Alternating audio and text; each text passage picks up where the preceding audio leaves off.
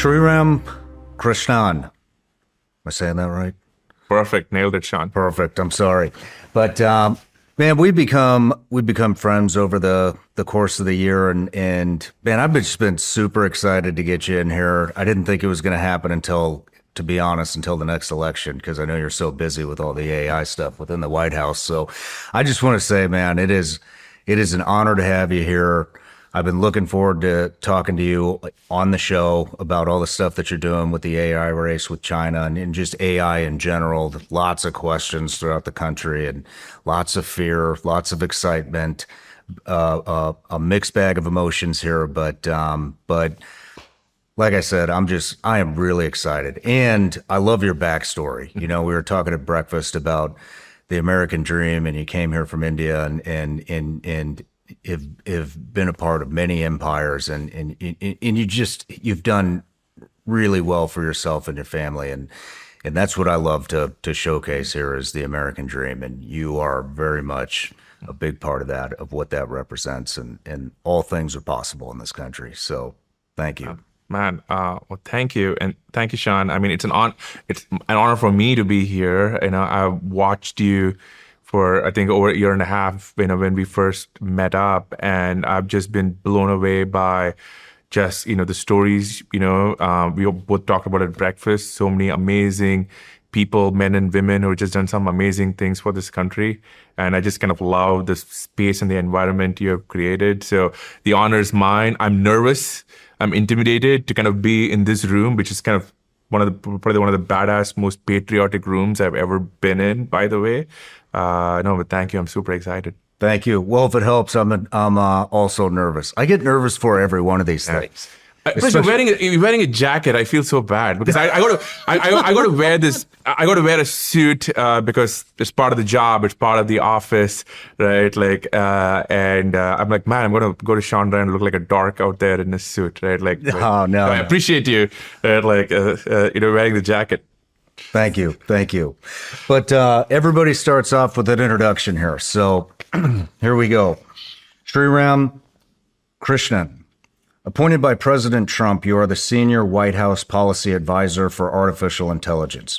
You're a leader in Silicon Valley with a product leadership career spanning Microsoft, Facebook, and Twitter, helping shape everything from Windows Azure to Facebook's audience network and Twitter's home timeline. In 2021, you joined Andreessen Horowitz as a general partner, opening the firm's first international office in London, focused on investing in AI and crypto. You grew up with humble beginnings in Chennai, India, where your love for technology began when you convinced your father to buy you a computer. With no internet access, you taught yourself to code from books. When a Microsoft executive in India discovered one of your blog posts, you were invited to interview, an opportunity that marked the beginning of an exciting professional journey in the United States. You also co-hosted the Arthi and Sriram show with your wife. The show grew from a clubhouse talk show into a widely downloaded top tech and business podcast. Today at the White House, you are a key architect in America's AI action plan, leading efforts to extend the U.S.'s global dominance in AI. You have also participated in high-level diplomatic efforts, including AI delegations to Paris and the Middle East, advocating for the global usage of U.S. AI tech stack. Most importantly, you're a family man. You've been together with your wife for 22 years, and you even hosted a podcast together, and you're a huge pro wrestling fan. So we'll get into all that, but like I said, I want to do your backstory. You're coming to the U.S., how you got into the tech, which we just covered a little bit, but and then everything you're doing now with AI. So, like I said, a lot of excitement, a lot of fear, a lot of mixed emotions about it. So it's going to be an amazing interview. Thank you. And thank you for that. That was super kind of you. Thank you. Oh, my pleasure. My pleasure. So we got a couple of things to crank out here real quick. All right. One of them is I have a Patreon community, and it's a subscription network, but they've been with me actually before I even started the podcast. Then when I did the podcast, started it in my attic, and now here we are in a brand new studio. And so one of the things that I offer them to do is I offer them the opportunity to ask each and every guest a question. So this is from Andre. What emerging technology or trend do you believe will have the most transformative impact on society in the next 5 to 10 years? And how can policymakers and innovators collaborate to maximize its benefits while addressing potential risks? Thanks, Andre. I think, sort of the obvious answer for me is all things AI and artificial intelligence. I think if you look at the last 60 to 80 years, there has been a few huge technology trends. In the 60s and 70s, the first microprocessor was invented in Silicon Valley, and the transition to the microprocessor, which kind of powered Intel, the chip, Moore's law, and things which power every single phone, every single laptop. Then in the 90s, you had the internet. Starting with dial-up internet, using the phone line, which is kind of how I started. People of our age group probably started. And then now, of course, you don't talk of logging off anymore. The internet is just everywhere. So I think that was transformational for society in some really good ways and some maybe questionable bad ways. Then you had the mobile phone happen in, I'm guessing, say 2008 when the iPhone came out, and people just moving everything onto their phone. But I don't think AI now is the next big platform. And we are in the early days of it, right? Like I would say the AI revolution, we can go back to the history and we can get into that, but I think really started with the launch of ChatGPT about 2.5 years ago, where it captured people's imagination. And now we're just starting to see, wow, like what can we do when this thing is advancing so quickly? So I think AI is the game in town that I think is most important. I think crypto is also really interesting, but I really spend a lot of my time thinking on AI. And I think my job and working with others in the administration is to harness it for the American people. Like, how do we make sure that it makes every individual's lives better, whether it's like, a dad, trying to make sure they provide for the family, somebody trying to teach their kids, whatever it is, we want to make sure it makes their lives better. At the same time, we're also in this very intense race with China on all things AI, which we can get into in detail. So I think the way I see my job is, one, we need to win the AI race with China. I think the consequences are catastrophic if we don't. And second, equally important, is making sure like AI benefits every single American, like every single person watching this. Andre, who asked the question, my hope is, when my time in the administration is done, they are like, okay, AI is helping me in my life just a little bit. That's the goal anyway. Yeah, I feel like with AI, this is, I mean, we were talking about it at breakfast, but, you had mentioned this like when the automobile was invented. I feel like this is a moment in humanity like when the wheel was invented. Everything's going to change.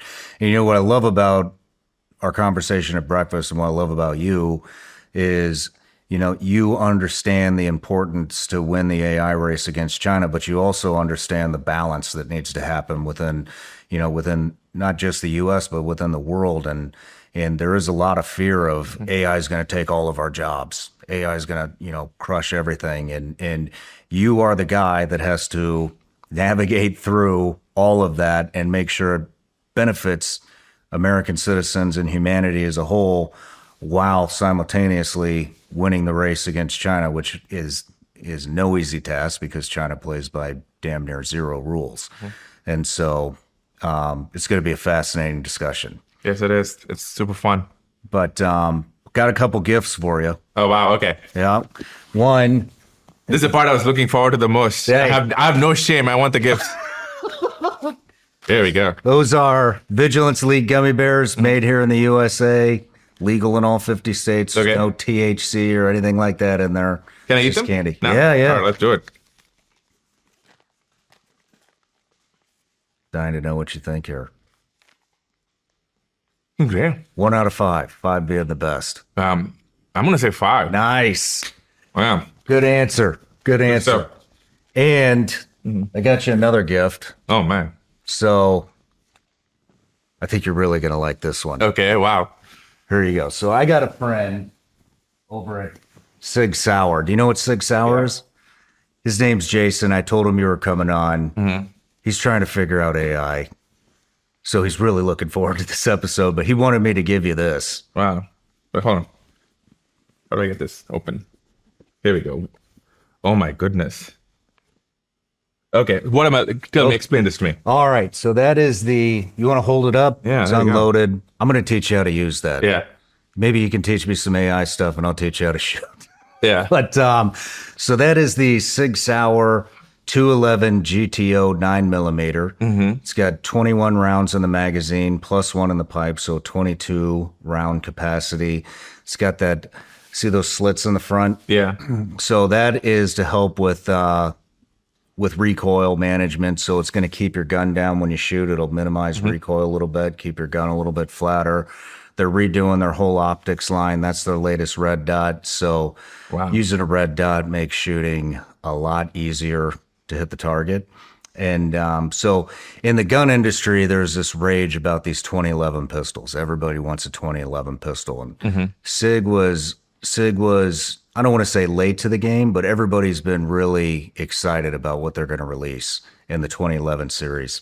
And so that is their first model. This is gorgeous. That just came out. But I'm going to ask you a favor. And after we're done, you got to, show me the ropes and how to use this properly. Hey, I would love to do Let's it. do this.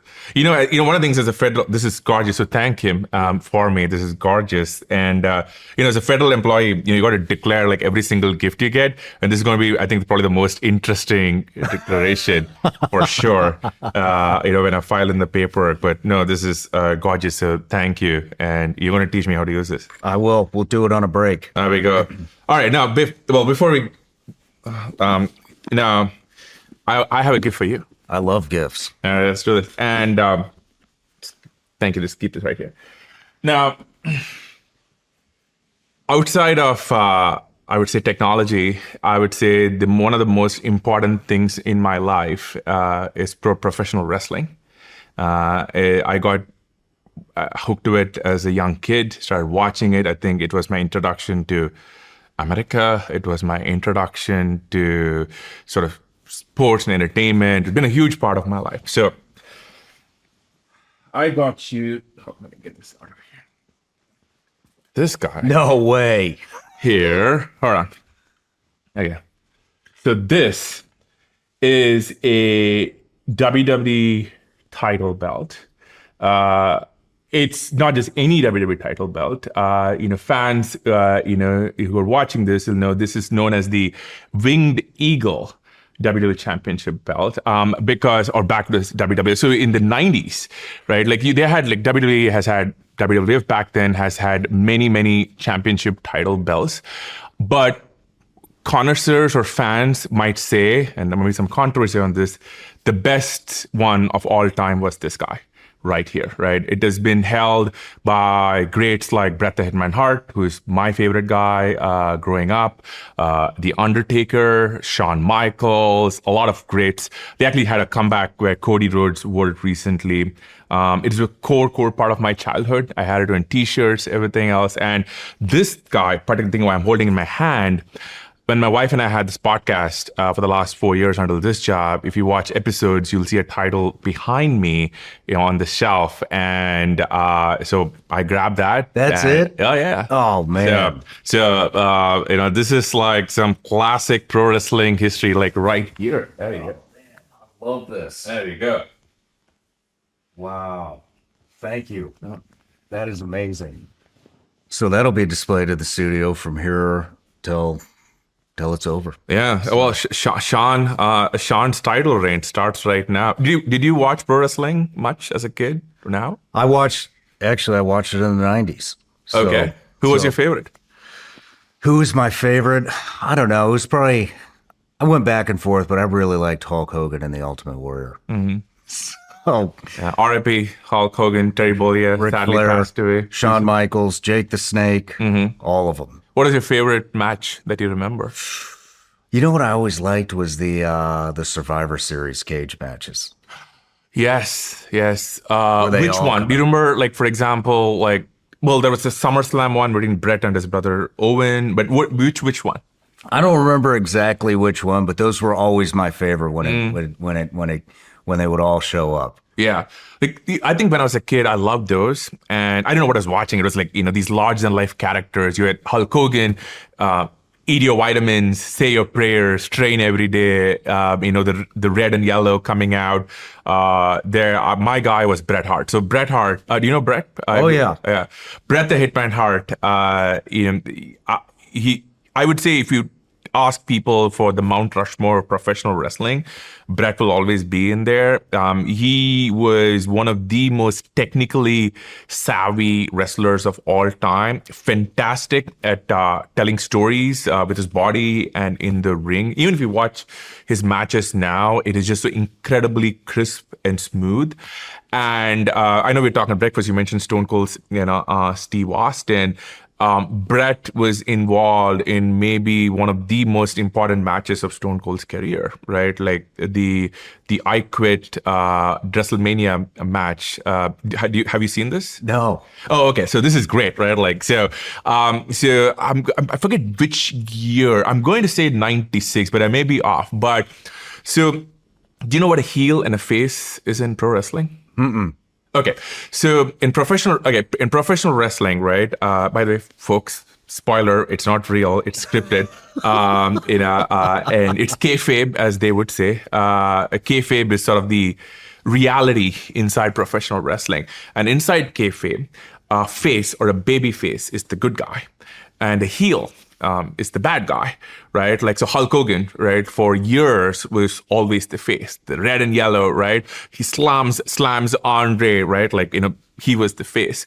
And then the heel would be the bad guy, and the heels would do evil, conniving things, they would, do a low blow or throw something in your eye, or, it's one of those things where they kind of cheat to win. Those are the bad guys. And in the 90s, what was happening was the WWE was kind of going, maybe along with pop culture, was going through the shift where often sometimes the bad guys would start to get cheered a little bit more. Right? They were these anti-authority figures, and and the good guys, what people would call the classic white meat baby face, right? Like, we're not getting enough cheers. And so in 96, Bret, was, I think, I'm not sure whether he was the champion at this match, but Bret was a good guy. He was a face. He was one of the lead faces at the time. And Stone Cold Steve Austin was kind of coming up then, was a heel. He was a bad guy. And they kind of set out this match. It's called the I Quit match. And the idea behind this was that, the only way for you to win is the other guy has to say, I quit. No tap outs, no count outs. You got to say, I quit. And I think the match was in Chicago. It's WrestleMania, but WrestleMania is sort of WWE's, big extravaganza. It's like the Super Bowl. It's a big event. There's been, I think, 41 so far. And so they have this guest referee, Ken Shamrock, who's from, I think, a mixed martial arts background back then. So, and Bret and Steve had this amazing idea, right? So what happens is they fight all over the ring, all over the crowd. It's bloody, Steve Austin, he starts bleeding, cut open the hard way. It got juice, as the wrestlers would say. And at the end, Bret had his finishing move, the sharpshooter, right? And, and the sharpshooter, once you're in the sharpshooter, like when I was a kid, right? Like, even though you had this thing with like, do not try this at home, right? Like when my cousins were over, like I'm putting them in the sharpshooter. Kids, don't try this at home. But at the end of the match, Steve's in this bloody mess. Bret puts him in the sharpshooter, right? And there's this iconic image of Steve just yelling out in pain, blood in his face, but he's not saying, I quit. He's not saying, I submit. And Ken Shamrock, it's like, do you quit, Steve? And he's like, no, right? And after like minutes of Steve in agony, he refuses to quit and he passes out. Right. And they end the match there. So that match was crucial for both their careers because it's one of the rare matches where they did what was known as a double turn. So a turn in pro wrestling is when a good guy becomes a bad guy, right? Like a face becomes a heel or vice versa. And in this match, because Bret would not let go of the hold, right? And he would then push Shamrock, he kind of became a bad guy.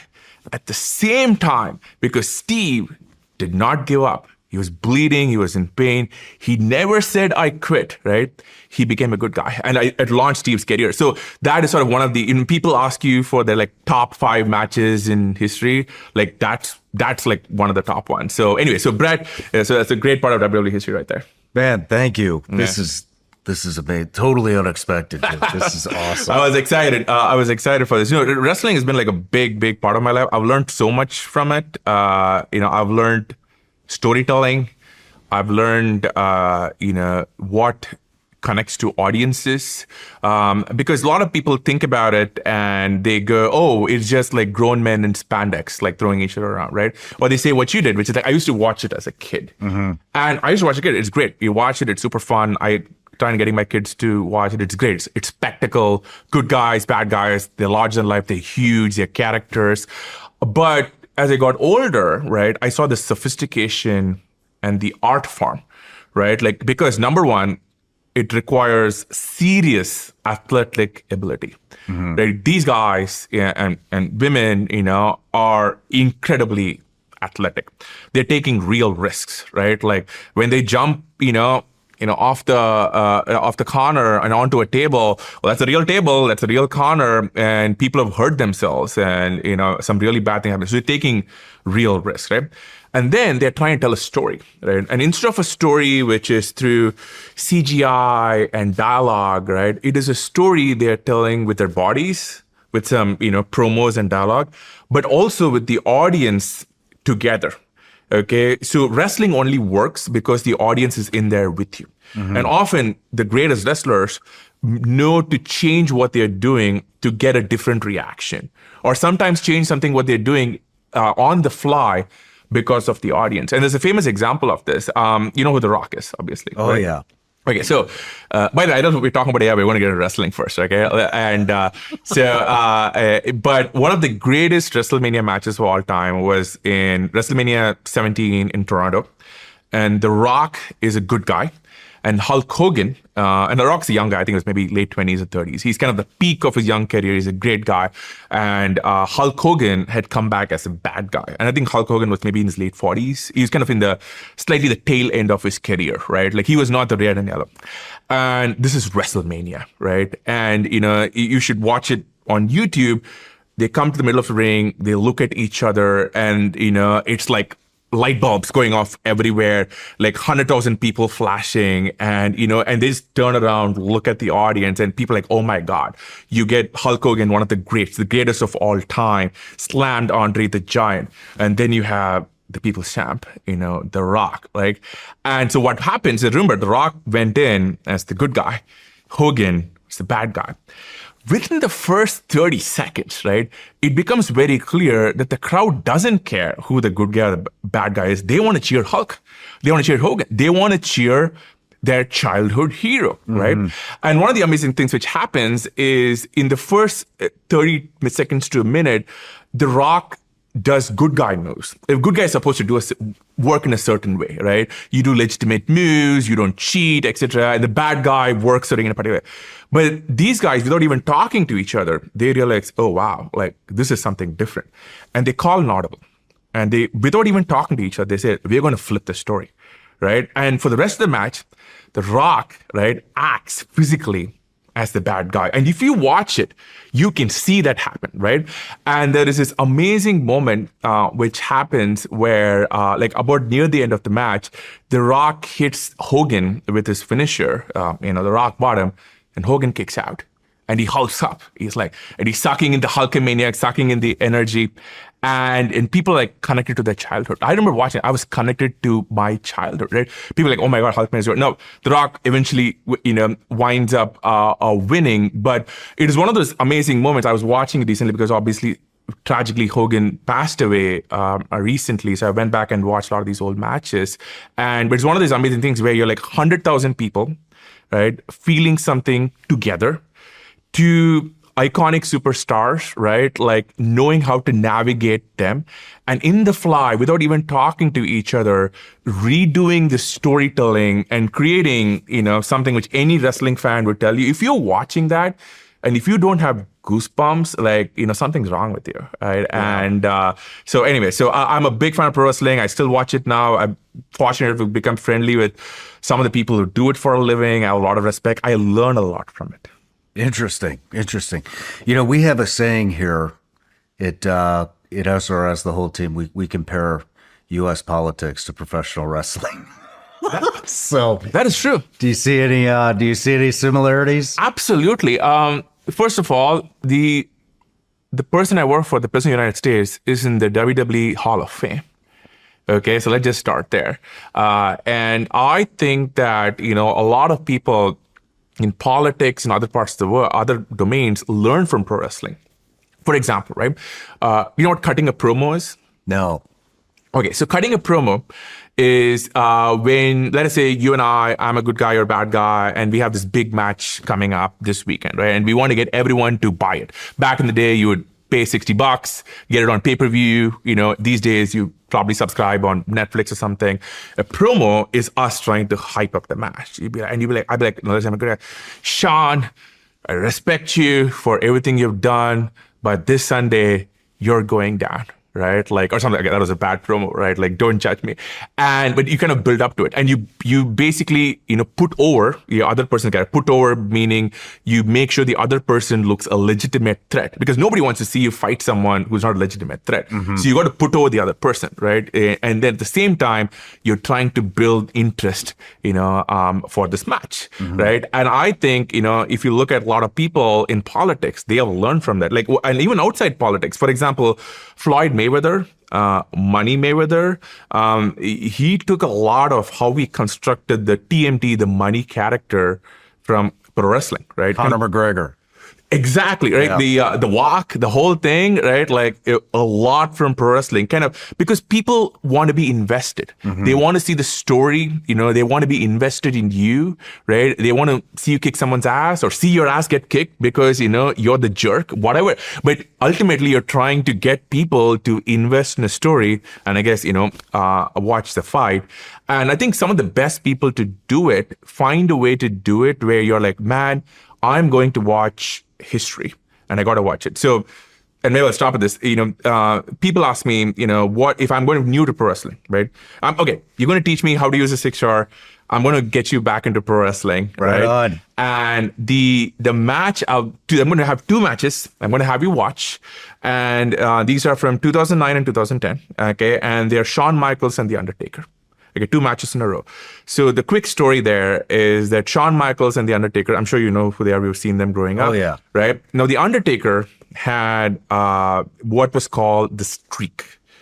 And the streak was this sequence of matches at every WrestleMania that he had won.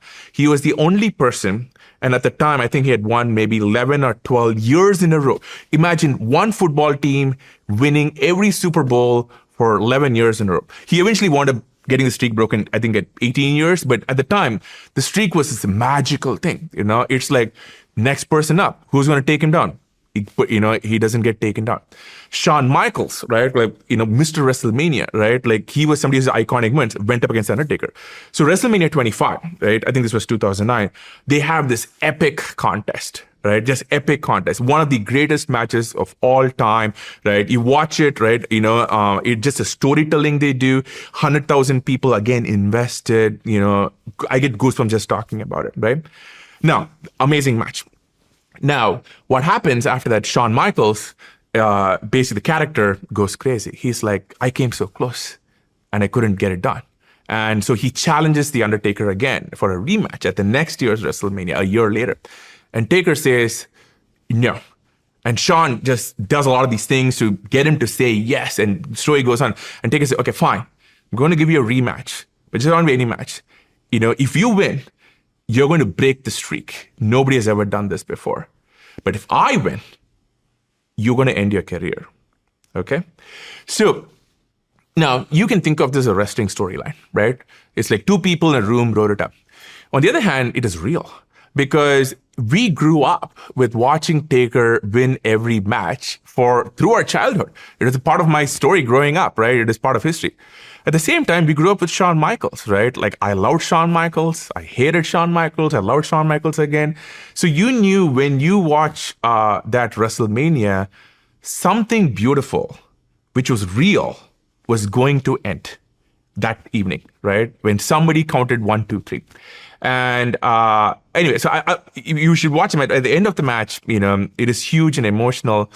And Shawn is beaten down, and Taker tells him, "You got to stay down, man. Like I'm just, it's too much. You got to stay down."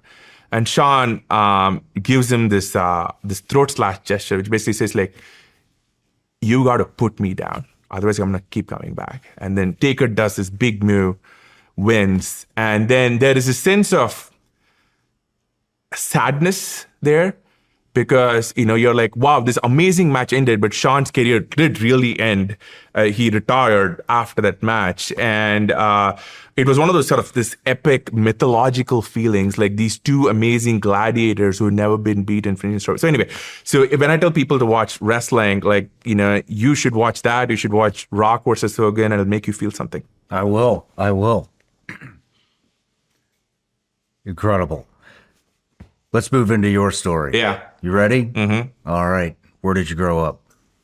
I grew up in India, in a city called Chennai. It was called Madras when I grew up.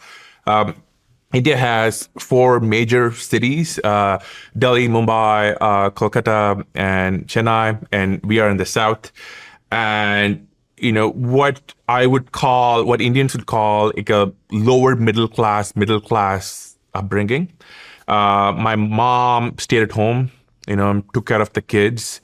She was very focused on family, very religious in a lot of ways, very focused on just raising us in sort of the proper way with a lot of right values. My dad kind of had the same job for 40 years. He worked in this nationalized company. And we were one of those people where, I think my dad, when you're a kid growing up, you don't really think about how your parents are acting towards you. It's just like the way they are. Mm-hmm. But looking back now, and especially, we were kind of talking about sort of our parenting journey in a way, I see how much they gave me in so many ways. So my dad, we never had like real money of any kind, but he always made sure that, we were comfortable, and that, we never felt like, we were left out. But I now know, just knowing some of the numbers, like that must have not been super easy.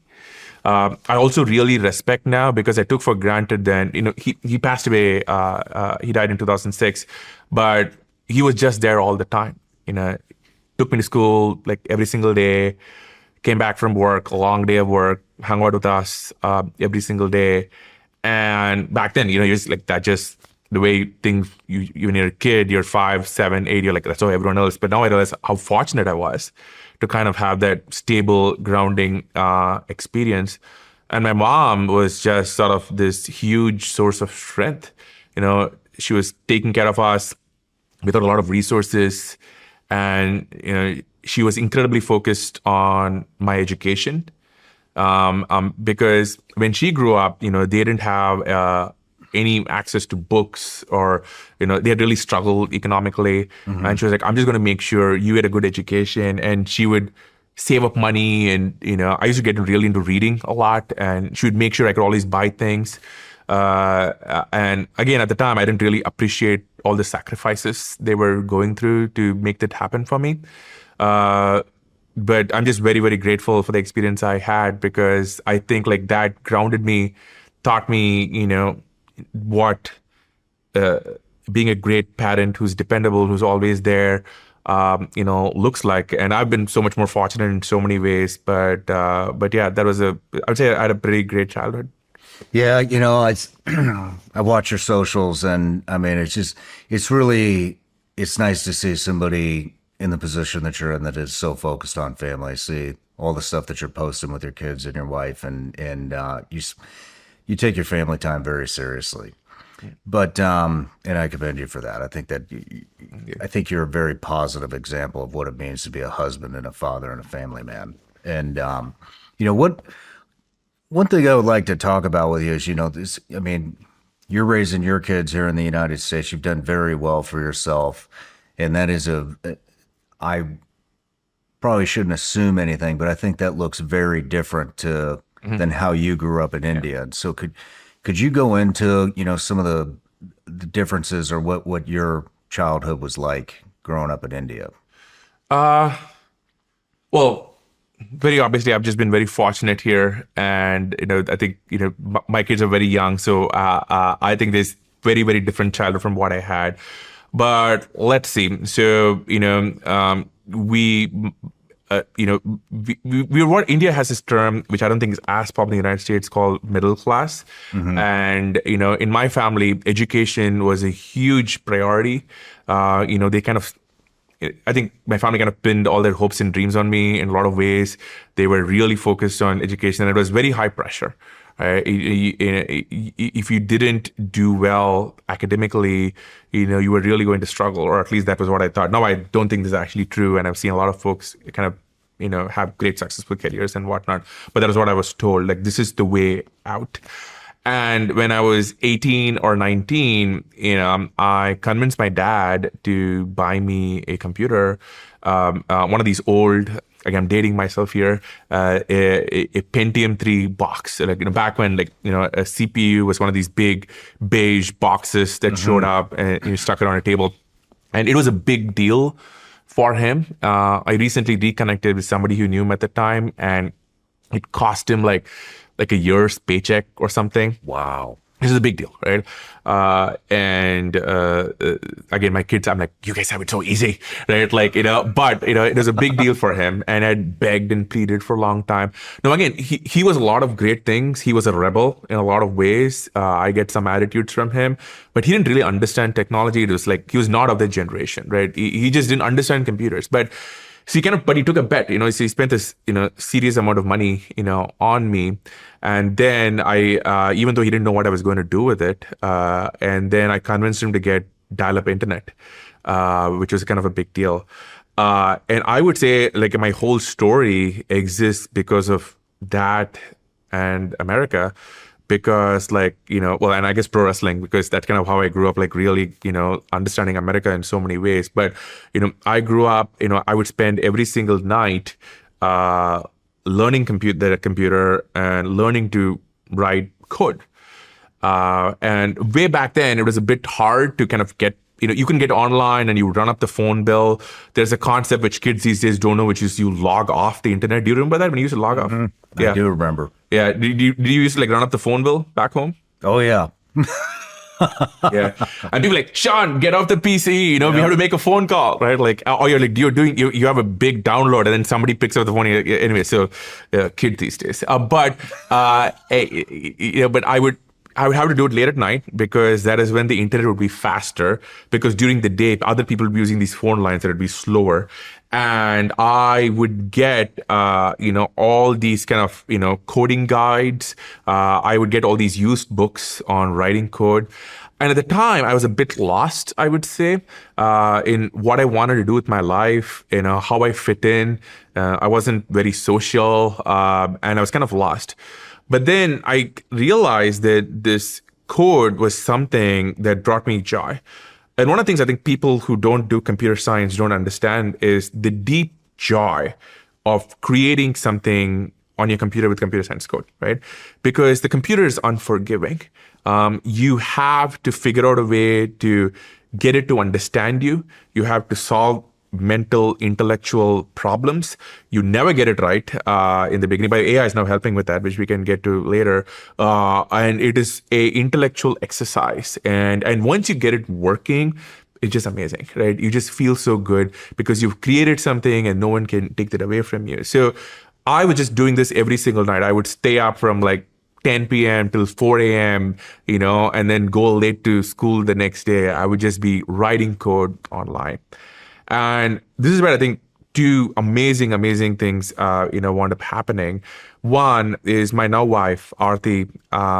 She was very similar to me because, she came from she was kind of one of the first people in her family to go to school in another city.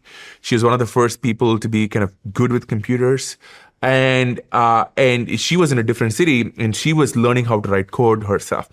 Now, at the time, I'd kind of built a little bit of a reputation myself in my town as the computer science guy.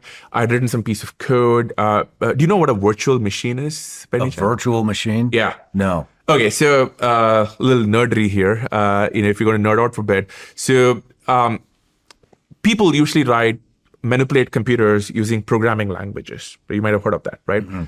And but one of the things people figured out is if you directly have a programming language access the computer, it might be unsafe, or it might be sort of hard to manipulate in lots of ways. So they came with this idea of virtual machine, which is a computer that runs inside a computer. Okay, and the reason you do it is you're not giving it access to all of it. It's a sandbox, okay, which runs in a computer, but you can run any sort of code on it. You can write a game, you can write all these amazing things on it. Now, it's a very sophisticated piece of technology because you've got to be really fast because you got to run it like a computer. You got to know all the things a computer does, and you got to make sure it doesn't sort of break out of the sandbox and then does maybe evil things on the actual computer underneath. And for a lot of reasons, I got really into building virtual machines and how they work and how to make them fast, how to make them performant and all these kinds of things. And I kind of had a little bit of a reputation. Like think of it think of the guy, in your high school who can maybe dunk or athletic and, the schools around him. I was kind of like that guy. And so my wife and I, we started chatting online because somebody had introduced us, say, hey, you guys are these two nerdy computer science kids who seem to know how to do stuff with computers, and can you help me? And at the time, I didn't even know she was a girl.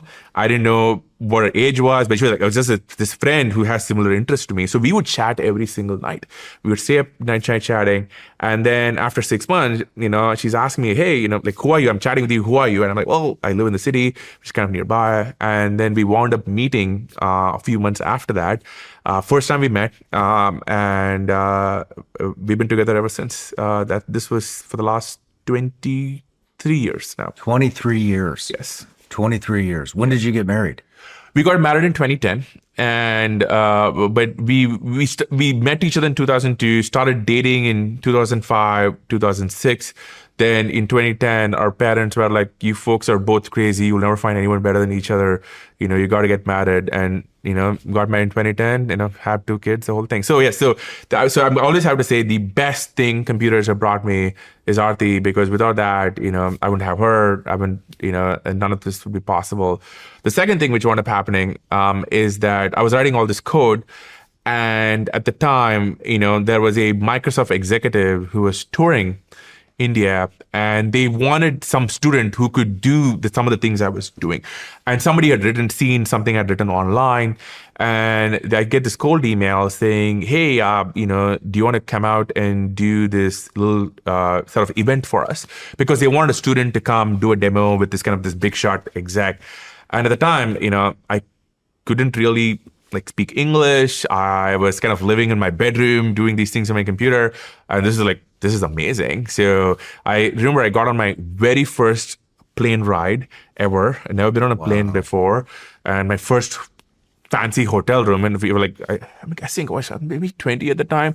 It's crazy, right? In this fancy hotel room, Mike's are paying for it. It went really well. And this executive, who's now retired, but it was amazing, was like, you kids, he met me and my now wife, Aarti. He was like, you kids should work at Microsoft. I was like, sir, we would love to, but we're here. We don't even know how to find you.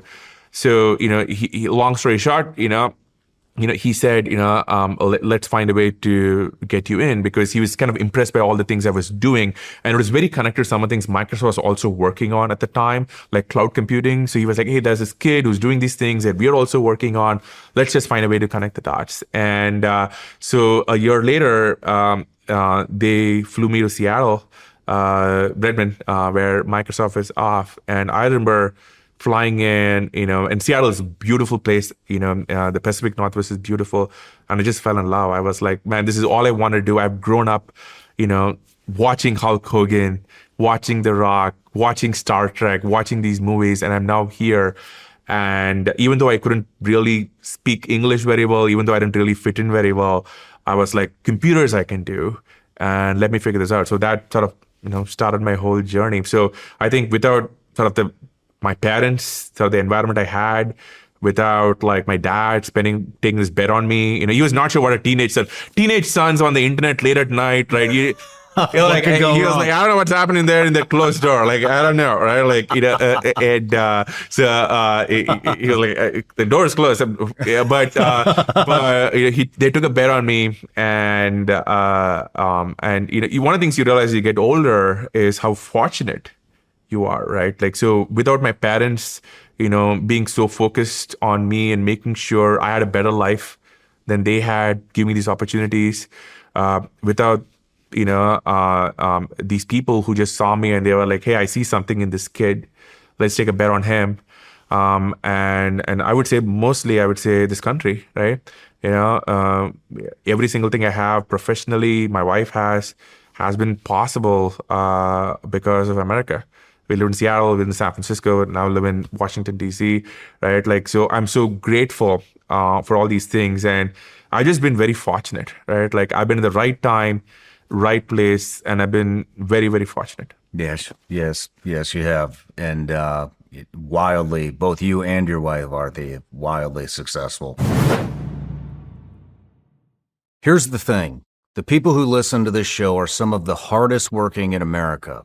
So you should never have to choose between comfort and durability when it comes to your work boots. That's why I'm so glad I found Brunt. Brunt sells tough boots that feel great from day one and are seriously comfortable right out of the box. No breaking them in, no sore feet, and they're built to perform. And Brunt believes in their products. You can wear them to work, and if they're not right for you, send them back. I love that they stand behind everything they make. Brunt was tired of the workwear brands out there cutting corners. You work too hard to be stuck in uncomfortable boots that don't hold up. So Brunt built something better. Boots that are insanely comfortable and built for any job site. For a limited time, our listeners get $10 off at Brunt when you use code SRS at checkout. Just head to bruntworkwear.com, use the code SRS, and you're good to go. And after you order, they'll ask where you heard about Brunt. Do us a favor and tell them it was from this show.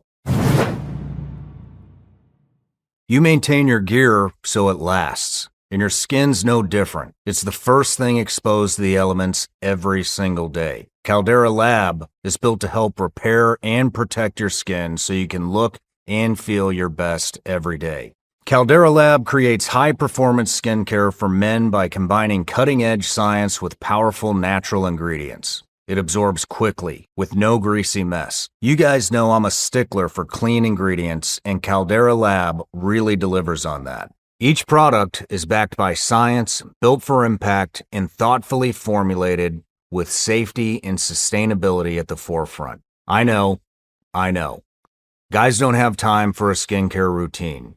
But Caldera Lab makes it easy with 4 simple steps that actually work. There's the Clean Slate Balancing Cleanser, the eye serum that helps reduce dark circles and fine lines, the base layer, that's a deep, hydrating moisturizer, and then there's the good, a powerhouse serum that has over 3.4 million antioxidant units per drop to help reduce signs of aging. Take care of your skin like you take care of your gear. Go to calderalab.com/SRS and use code SRS for 20% off your first order. That's calderalab.com/SRS. These statements and products have not been evaluated by the FDA. These products are not intended to diagnose, treat, cure, or prevent any disease or condition. Are your parents still alive? No, my father died in 2006, and my mom died 3 years ago, and I had one of the things you don't realize. So 2006, I was 20 to 23 when my dad passed away. It's kind of a big regret in a way, because I never got to show him some of the success I wound up having later. Like, I think, a lot of ways, you want to show your parents that, oh my gosh, mom, dad, like, look what I made of myself. Look what I've become. And at the time, I had just gotten this job, and he knew it was a big deal because it was, I was doing these cool things, and I was in the newspapers and whatnot. But I never kind of got to show him, that, man, like, all the investments that you made in me, right? Like, look, I've done something with that, right? I also, I kind of missed out on having an adult relationship with him, which I think is quite important. Yeah. Right. I do think, I grew up in my 20s with my dad.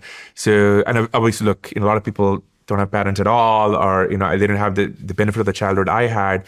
But I sort of feel like I missed out because I was a kid growing up, right? You knew your dad in that facility, but it saddens me that he never saw me, have my career, never saw me get married, have my kids. So I never had a sort of adult relationship with him. I never got a chance to provide for him. I would have loved. So he was a rebel, by the way. So he, back in the community I grew up in, right? It was very community oriented, etc. But you're kind of supposed to stick to your lane, right? But he was a bit of a rebel. He was like, I want to be a writer. I want to write my own books. He was kind of, he had all these creative ideas. I think if he didn't alive 5 years later, he would have self-published on the internet and, probably, being on YouTube comments with conspiracy theories. He was that person, but he missed out, right? And, but I think I have some of that nature in me to speak out. So one of the things he really taught me, is that, a lot of people would be like, if you see something wrong, you mind your own business.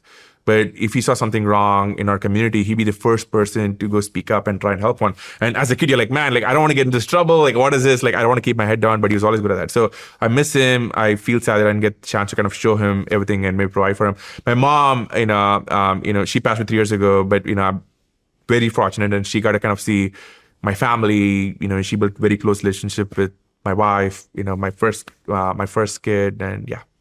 What would you say to your dad if he was here today? Man.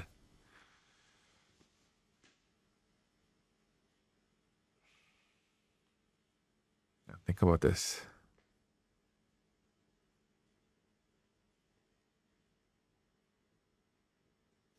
That I somehow made something of myself.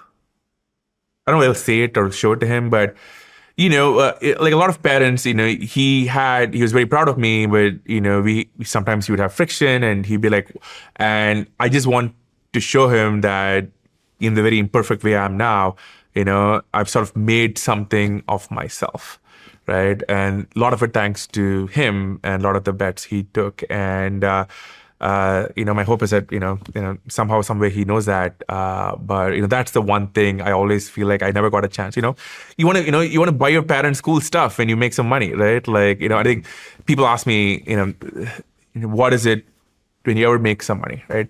And I think one of the best things to, is to go buy your parents something ridiculous that they will never buy for themselves. Right. And I got to do that with my mom, by the way. So, but I never got to do that with my dad. So I always feel like, but I think the deeper notion would be to be like, hey, it kind of worked out, I made something of myself, and thank you. What about you? Like, how do you feel about your relationship with your parents and how it has evolved over time? I think, I think me and you share a very similar sentiment, and I just always wanted to prove to my parents that I could be something and do good for the world. And it's something that I took on at the age of 18 when I joined the SEAL teams. I mean, that's really what pulled me through. Yes, I wanted to go to war. I wanted to fight for the country in the highest capacity possible and be the best that I could be, because I was a failure up to then, and I didn't make good grades. I wasn't very athletic. I didn't really have much going for me. And so, what really pulled me through all that training and got me in was I had a horrible fear of telling my dad that I failed again. Yes. And so that stuck with me at 18 in BUD/S. That's what got me through. That's what got me into the agency. Was I just always wanted my parents to know, they did a good job, and Yes. that I could make something of myself regardless of how my childhood went. And my parents are still alive, and we have a very, very close relationship. How did your parents react when you first signed up? Well, What was that conversation like? that conversation went when it came out. Like I said, I did make good grades, and I had a lot of potential. I was a smart kid. I was really good at math, and but I didn't apply myself because I wasn't interested. And he came out one day. He was really frustrated. I just got a report card or midterms or something, and it was not good. And I know that feeling. C was probably the best grade. And he said, it was an argument, and he said, I'm not going to pay for your college. I'm not going to do it. Yeah. He's like, you're not going to apply for yourself. And I said, I don't give a shit if you pay for my college or not, because I'm not going to college. I'm going to become a Navy SEAL. And at that moment, everything changed. And he, I mean, I think he thought I was full of shit because I didn't follow through on anything that I'd said that I was going to do. And he had asked me, how serious are you about it? And I had told him, I said, yeah, I've had multiple meetings with the recruiters already. I've already talked about it. I want to sign. I was only 16 or 17 at the time. And why did you want to be a SEAL? I don't know. I just always grew up playing G.I. Joes, watching G.I. Joe. Oh, yes. I mean, your thing was professional wrestling. G.I. Joe, actually, G.I. Joe equally. I'm trying to get my kids into it right now. We have a, do you have a, sorry, do you have, what is your favorite G.I. Joe toy growing up? Ooh, Snake Eyes. Perfect, man, badass ninja. Yeah. Snake Eyes versus Storm Shadow, right? Like, Yep. right? And the rich kids would have the Sky Striker jet Yep. plane. Oh man, yeah. Sorry, yes, G.I. Joe. But that's what got me. I think that, so I was always, and early on in my younger years, fourth grade, my dad took a job as a pharmacist in the Army. And we went to Germany, and that's when Desert Storm was kicking off. So I was always, anytime we were at the bookstore, I was always grabbing all the magazines and books about what was going on over there. And I would just look at the pictures of tanks and helicopters and planes and military warfighters. And I was always out in the woods, building forts, carving spears, making bow and arrows and shit like that. So that just always got me really interested. And originally in my military career, I didn't really care. I just wanted to go fight in a war somewhere. So I wanted to be a Marine. Then I started looking into that, found force reconnaissance, talked to the Marine Corps at the recruiting station. They laughed me out of the office because I was about 100 pounds soaking wet. Went to the Army, wanted to be a Ranger or a Green Beret, same deal, laughed me out of the office. And the Navy recruiter sticked his head out and said, hey, you want to be a SEAL? And I didn't even know what a SEAL was. And because I was also very into all the Vietnam generation movies like Apocalypse Now, Platoon, all that kind of stuff. And so they gave me a pamphlet on being a SEAL, and I read it and went to the library, checked out a bunch of books, started watching movies, and I was like, that's it. That's what I want to do. And luckily wound up making it through and followed through, and that took me into the CIA and had an awesome career there, and then somehow I wound up podcasting. Man, well, thank you for everything you've done. But I'm so fascinated with just how you signed up, because I'm very curious about why people pick the careers they do, right? Especially for something like that, because how old were you when you signed up? 17. Right. So super young, you don't really have a sense of the world. Maybe you did, because you were you kind of been around the environment a little bit. Like, I'm curious about, like, what is it that makes someone like be like, all right, I'm going to do this. I'm going to serve my country. I'm going to put myself in harm's way, right? What do you think some of the general motivations are when people go like, I'm going to go sign? I mean, I think it's always different, especially in the SEAL teams. I mean, I was one of the, I wasn't the youngest. I was maybe the second youngest guy in my BUDS class. And, when you go to BUDS, you have guys that are coming in from other special operations units that had already been to war. and they're trying to operate at the highest level as they possibly can, and what they think they want to do. And so you've got 18-year-olds up to 30-year-olds, that are trying out to become a SEAL. And, for me, I can't say that I was overly patriotic. 9/11 didn't happen until I was already, it happened to like right after boot camp. So I was already in. But even when 9/11 happened, I mean, I knew we were going to war, but I didn't understand what that meant. So like I kind of said at the beginning, for me, it was, I mean, that's just what I wanted to do. It wasn't necessarily just for the country. It was what I wanted to do. I wanted to experience, I just wanted to experience that, at the highest level. And then on top of that, even more than my own desires, I just wanted to make my parents and particularly my dad proud, because my brother and sister were good students, good at athletics, better than everything that I was doing. And I could see that. I could see the interest in, especially in my brother. My brother was a really good ball player, baseball. And I could see my dad gravitating towards, what my brother and sister were doing, and kind of like, well, Sean's just the fuck up of the family. And I knew I needed to, for my own mental health, change that I just wanted my dad to be proud of me. Was there a moment through your career serving or elsewhere where you're like, man, this is the moment I know my parents are proud of me? Yeah. After Hell Week. Do you know what Hell Week is? Okay. Yeah. But thanks a lot, by the way, to your show and hearing people talk about it on your show too. Oh, cool.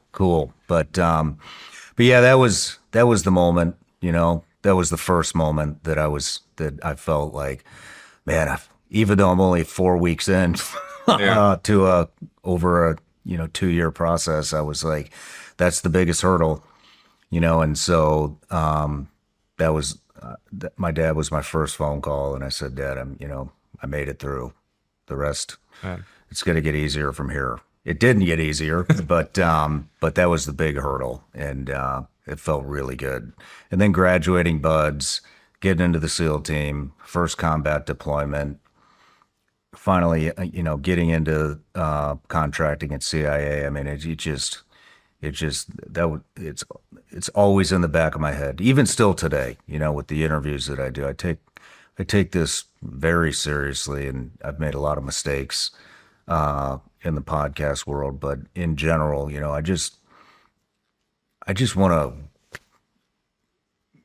I have an ability to get stories out, and make people comfortable during these interviews, and it feels really good to be able to take somebody, like I was telling you at breakfast, to take somebody that nobody's ever heard of, who's starting a business, who's been through struggles, and get them in here and get them vulnerable, especially with some of the special operations guys that have there's a cost that comes to doing that job, both mentally and physically.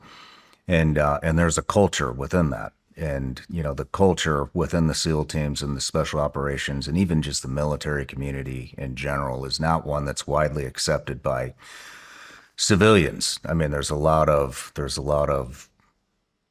drinking, debauchery, womanizing, fighting, bar fights. I mean, and now I can't even remember where I'm going with this, but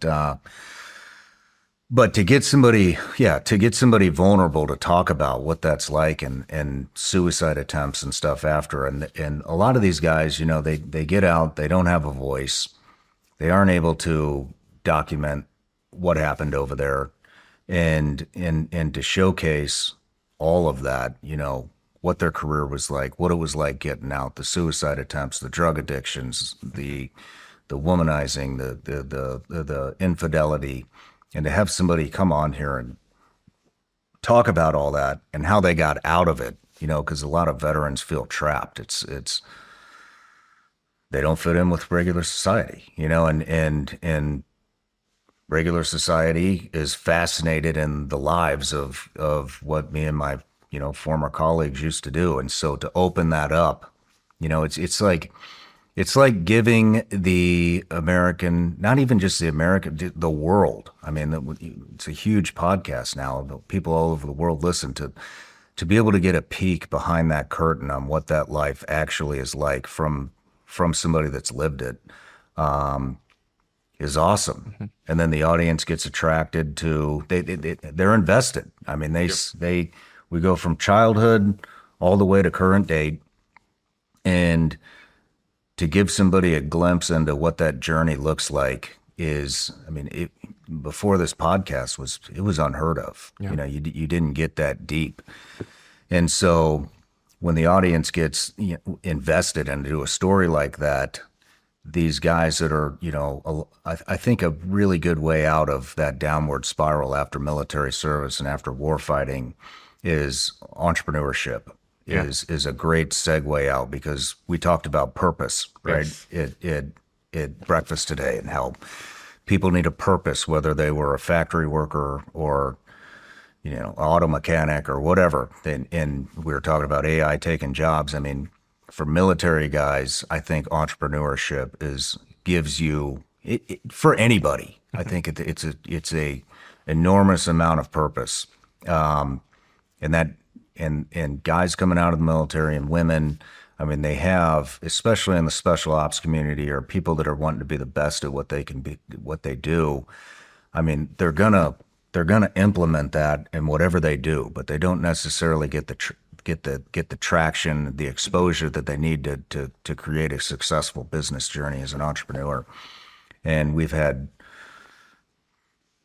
time and time again, we've had guys in that they didn't have the exposure, but I could see the drive, and I could just see them in the hamster wheel, like not getting any traction. So I'll be able to bring them in, tell a life story, get the audience invested in their story and who they are as a person. It just, some of these stories are so wild and real that they don't care what your business is. They just want to see you as a human succeed for all the sacrifices that you've made in the country. And it brings other veterans hope, and it really brings anybody hope. It's like, man, if this guy's dealing with this shit, then maybe I can push through what I'm going through. And we're able to turn a lot of startup businesses into multi-million-dollar businesses really overnight. And that's what I love to do more than anything. Or take somebody like you. I mean, you have a huge name in the tech world, you're very connected, you're very successful, but I think there's still a lot of people that don't know who you are, who you are as a person, all your accomplishments, where you came from in India, in a middle class family in India. I think a middle class family in India looks a lot different than a middle class family here in the United States, and so to be able to bring somebody on like you, who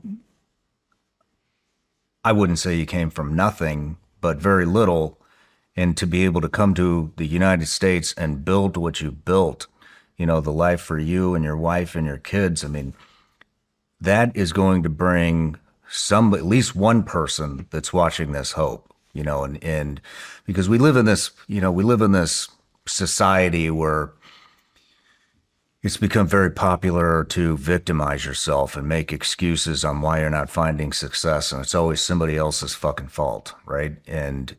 But I'm a huge believer in you control your own destiny. And when you find what your gifts are, what you're good at, what you're interested in, I don't believe there are limits. I think, yes, there are limits. Like, I'm not going to be a professional wrestler, We'll get you working on it. Like, don't cut yourself short. Sorry. But I'm a $180. It's just not going to work. But I find the things that I'm interested at, that I'm good at, and I don't think there are limitations. I think the sky is the limit. You can probably go higher than that. And you are a perfect example of that. Thank you. That if you have the drive and the work ethic, and you don't spend your time looking for excuses on why you're not successful, you will rise to the top.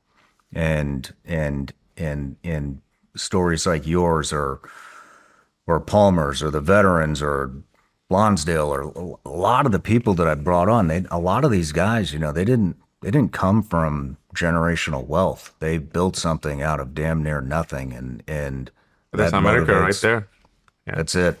That's Yeah. it. And that's why I do it.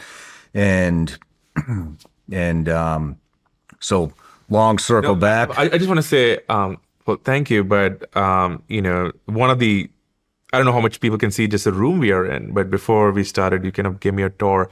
And this is just a powerful space because every object here kind of has some meaning. And so many of them, are from people with just these insane, amazing stories, often people who have sacrificed so much for the country, and this is so powerful. And I think one of the things that you've just done so amazingly well, and I'm not saying this kind of blow hot air up your behind, is create a space where people can share things. I think we were talking at breakfast about your episode with one of your closest friends. And one of the things I loved about that was that just seeing somebody, who's just, such a great sort of masculine figure, but at the same time, opening up about some of his struggles, dealing with the family, dealing with sort of all the things that he had to overcome. And also in the business world, I was very interested when he talked about how he was navigating the business world, right? And and I think so. You just created just this amazing space and platform for people to be part of. So, well, thank you for that. I think what you've just done is just amazing. Well, thank you for saying that. But let's get back to your story. So you go to Seattle and you start working for Microsoft. What did you think of the United States? Oh man, dream come true, right? Like you grow up a lot of places around the world, and you watch this on movies. I grew up on G.I. Joe, by the way. Like I have a whole big collection. I grew up on Top Gun, Independence Day, Rambo, Rocky, all the classics. So and so you watching it on TV, you have an idea. I think the word American dream gets thrown around, and thank you for that. I didn't know of any of that. I just was like, this is a place where I can do something with my skill set. And one of the ways I can maybe make this useful is a lot of times people ask me, what is my advice for young people in their early 20s? And I remember when I first got to Seattle, and Redmond, I was just so lost. I didn't have a driver's license. I had never seen snow before, and it was snowing. And my now wife and I, we were like, oh my God, like we had to walk a mile to the grocery store in the snow. And you didn't have an SSN for a while, which was, because we had to figure out our paperwork. And we just felt so lost. We didn't know a lot of people there. But when I walked inside a Microsoft building, right, and I would see these computers with coding windows, I felt incredibly comfortable because I knew, that I was very, very good at. And I knew on that there was anybody in the building, I could go toe to toe with them. So, and I think that sense of mastery is very important, right? Maybe that might have been my arrogance. Maybe I wasn't like that good. But if you're kind of lost, and one of the things I tell people is find a way to become a master of one tiny niche thing. So, for example, when I was there, we had this big presentation we had to do for Bill Gates, another senior exec who were kind of running the show at the time. Bill Gates, Steve Ballmer, and this guy Ray Ozzie. And and one of the things I did was like I became the guy who, for the thing I was working on, the voice of the customer. What I would do is I would go look at every single internet complaint, I would call up customers. I'd be like, hey, this is so-and-so from Microsoft. They'd be like, why are you calling me? And I'd be like, hey, I just want to know what you guys think. And I was not supposed to do that. I was on the engineering side. And the reason I tell the story is because over a few months, because I had the technical background and I was building some of these products, but I was also talking to customers on this very niche thing, I became like the worldwide foremost expert on that thing, right? How people were using it, what were they doing, what are the issues they were running into. And by the way, it's a tiny thing. Nobody else, I was a master because nobody else cared enough to make themselves a master. But the reason it was great for me was when I would walk into a meeting and I would be with people who are much older. Okay, now they're younger than me. So, but at least when you're in the early 20s, somebody who's like 40 years old, you're like, oh my God, that guy's ancient. And like a little rhino. So, now I'm older. And I had an accent, right? I look different. I'm weirdly tall, as you know. But when it came